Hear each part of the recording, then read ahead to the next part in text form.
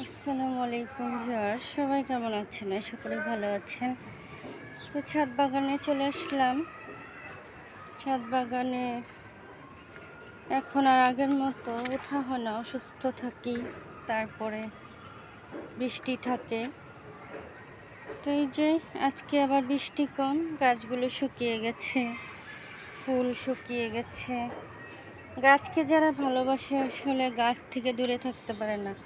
অনেকবারই বাগান করা বাদ দিয়েছিলাম, কিন্তু এই যে ভালো লাগে গাছে যে ডালিম ধরেছে, এই যে সুন্দর পুঁই শাক, তারপর ফুল ফল শাকসবজি, এই যে মাশাল্লাহ লেবু গাছে লেবু ধরেছে। তো এগুলো মায়ায় পড়ে, যে সবজিও এত স্বাদ, ফুল ফল শাকসবজির মায়ায় পড়ে যায়। যখন নিজের গাছে একটা পেয়ারা খাই, এই যে মাধবী পেয়ারা গাছে ধরবে সময় হচ্ছে, এটা পাকা লাল হয় ভিতরে, থাই পেয়ারা। আগে তো অনেক পেয়ারা গাছ ছিল, অনেক লেবু গাছ ছিল। এই যে দুলন চাপা ফুলের কলি এসেছে, ফুটবে। তো এই যে বেগুন ধরে গাছে, বেগুন ধরে আছে। তো নানা রকম ফুল ফল শাকসবজি, কচুরলতি হয়, তারপরে এত সুন্দর কচু হয়ে আছে, অনেক সফেদা ধরে গাছে, পেঁপে ধরে, বড়ই ধরে, তারপরে এদিকে পুঁই শাক, ধুন্দুল পাতার শাক তুলে খেয়েছি আজকে ভর্তা, দারুণ মজা হয়েছে। তো আমি তো জানতাম না খাওয়া যায়। তারপরে যে বরবটি যে অনেক ধরে গাছে, বেগুন, আমড়া, তারপর হলুদ গাছ, আদা গাছ, সজনে পাতা, সজনে, তারপরে এদিকে ওষুধি গাছ, পাথরকুচি, নিম পাতা, তুলসী পাতা, মেহেদি পাতা আছে, করমচা, ডালিম, তারপরে যে সিডলেস চায়না লেবু। তারপরে যে পোকামাকড়ের আক্রমণ সারা বাগান জুড়ে। তো আজকে লবণ নিয়ে এসেছি দেওয়ার জন্য, এখন দেখি আর নাই।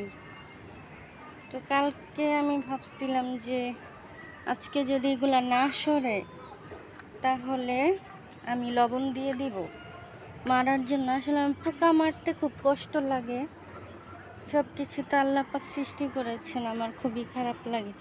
আগে মারতাম ছোটোবেলা, আমার বোনেরা বড় বড় পোকা, বিছা পোকা আমি মেরে দিতাম। তো মাঝখানে আমারও ভয় লাগতো, কিন্তু এখন মায়া লাগে আসলে মারতে, কিছু মারতে চাই না কোনো প্রাণী। তো মশা কামড়ায়, মশা ছাড়া আর কিছু মারতে ইচ্ছে করে না।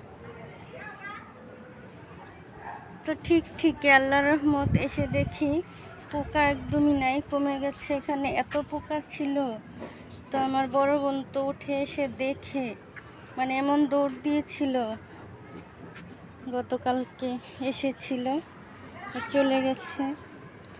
আর মেজো বোনও দেখলে ভয় পায়, ওই পাশেও পোকা আছে। তো এখন আবার দেখছি না, বৃষ্টি হলে পোকা হয়, তারপর আবার পোকা চলে যায়। তা আমারও দেখে দেখে ভয় কেটে গেছে।